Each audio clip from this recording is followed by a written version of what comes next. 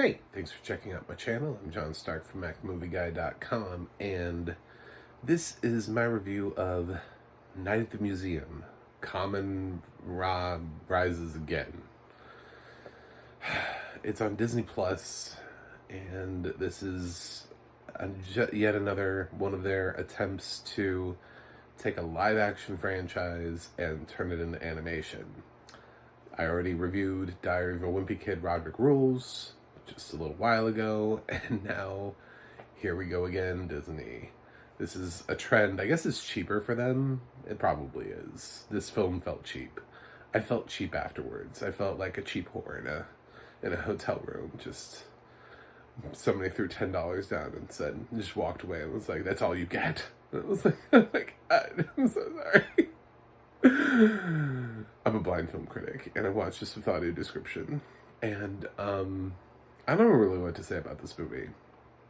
With Diary of a Wimpy Kid, they just started remaking all of the films, but I understand that like the purpose of doing so was so they could recapture sort of like the animation style of the novels. And with Night at the Museum, this is actually like the fourth film in the franchise. This is a direct sequel. It doesn't retell anything. It doesn't reboot the franchise. It doesn't go back and create new characters. You're supposed to know who everybody is. If you're going into this cold, if you're thinking, ooh, I can start my kids off with this film, you're wrong. You can't. This is not what that film is. This is literally a shitty straight-to-video film, because this is exactly what used to happen when back in the day, when there used to be like a live-action franchise, right? And then all of a sudden there was like a animated straight-to-video sequel, or straight-to-video, or an animated series that came out of a live-action, movie, like Rambo, I mean, I feel like I just insulted everybody who was ever a fan of that Rambo animated series, but it's weird. You know what I'm saying? Like, it's weird that we have a Rambo animated series, because like, what kids were watching Rambo, in theaters? But this is weirder because it is a kids franchise. So I'm trying to think of like, what's the comp here? It would be like suddenly if Spy Kids or something just started becoming animated, but they didn't reboot the franchise. They just started making them animated. It's a very odd thing to do, to cut costs. If you're so unsure that a fourth movie won't work, then why bother at all? Like, why bother? I mean, you still have to spend money to animate it, even poorly. I don't know. This thing is barely feature length. It's like an hour and 15, something like that. And that's because there's no setup. There's nothing. There's no craft in this film at all. It feels so cheap. I don't know how else to say that. It's like the film opens with a new night guard, but like he's literally just opens like with like a new night guard, and he's like, "Oh, I don't want to read the manual." And then like things happen, and he gets scared off, and they're like, "Oh, we scared another one away." And it's like, great, okay, so this is what they do now. They just scare people away. And then Ben Stiller's former Ben Stiller's character, now voiced by Zachary Levi, is he's going away for the summer, and to another museum, because we need security guards everywhere in the world at every museum. So he's going to, I don't know, China somewhere. I can't remember. It's not that important. And what the museum people want is they want him to let his son run the museum. Now, mind you, his son is still in high school. His teenage son, that kid from the movies, if you remember, has now grown up and he's now in high school. So Yes, this is the kind of movie that this movie is. I know. I feel like people are already just like clicking out of the video. They're like, "Oh, I didn't realize it was this stupid." It is this stupid.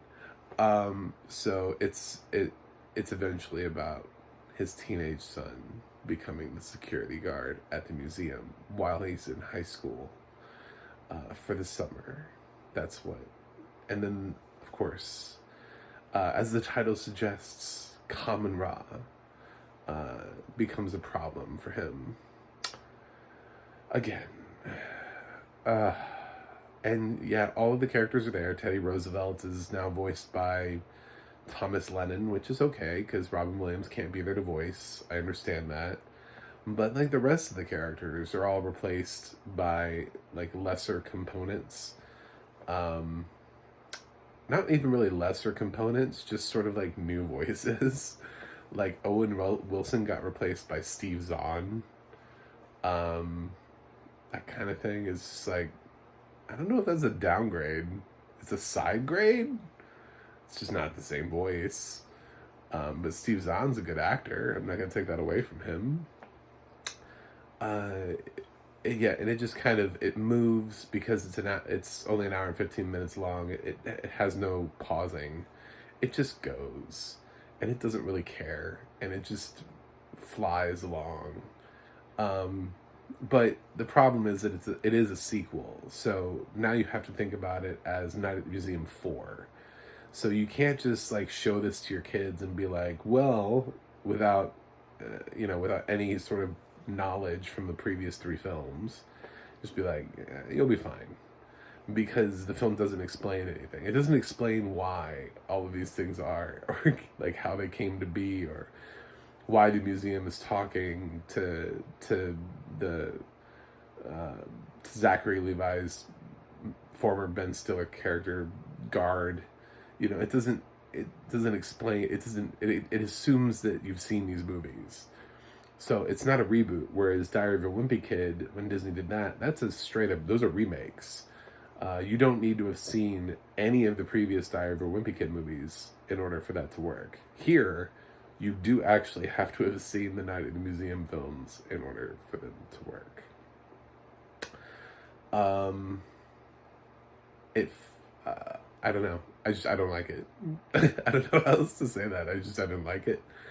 I know it's a Disney Plus exclusive, like straight to Disney Plus, and maybe I'm holding it, but they've released better things on Disney Plus. So, and as a matter of fact, Roderick Rules was better than this. So the exact same thing that they're doing for the Diary of a Wimpy Kid film felt more like a film than this did. This literally felt like an extra on a DVD, like if you buy the Night at the Museum trilogy, you'll get this special adventure, like on the side, this little animated short that they threw in. Only it's not a short; it's 75 minutes long. That's what it feels like. It doesn't feel like it ever tried to be a movie. It didn't feel like anybody involved in the film was actually like, oh, people are gonna watch this. We should try to make this good. It felt like people were like, oh, we're getting paychecks, and that's all that matters. So I think we should all just pretend this doesn't exist and hope that Disney doesn't make any more animated Night at the Museum movies. I'm all for live action Night at the Museum movies. Bring Ben Stiller back and, I don't know, something. I thought Amy Adams in the second film, when she did her Amelia Earhart, I thought that was great. I thought that was a great performance. I wanted her to do an Amelia Earhart movie after that. I was just so captivated by her performance. Yeah, this isn't good. So the audio description is fine. It's the kind that's feels like it's a cartoon. It's a cartoon. It's cartoon audio description. It's aimed at kids.